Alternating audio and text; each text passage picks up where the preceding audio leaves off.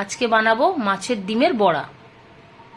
এর জন্য যা যা উপকরণ লাগছে: 150 গ্রাম মাছের ডিম, এর মধ্যে দেব পেঁয়াজ, কাঁচা লঙ্কা, আদা ছাঁচা আর রসুন কুচি,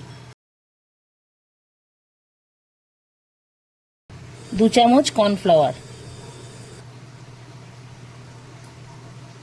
1 চামচ বেসন, মতন লবণ, 1/2 চামচ চিনি। সব উপকরণগুলো একসাথে মাখাতে হবে। মাখা কমপ্লিট। মাছের ডিমের মধ্যে নুন আর হলুদ দেওয়া ছিল। স্বাদের জন্য একটু ধনেপাতা দিলাম।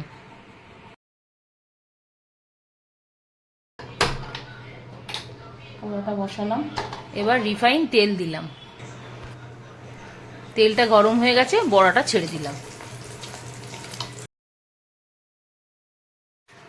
বড়াগুলোকে হালকা আঁচে ভেজে নিতে হবে।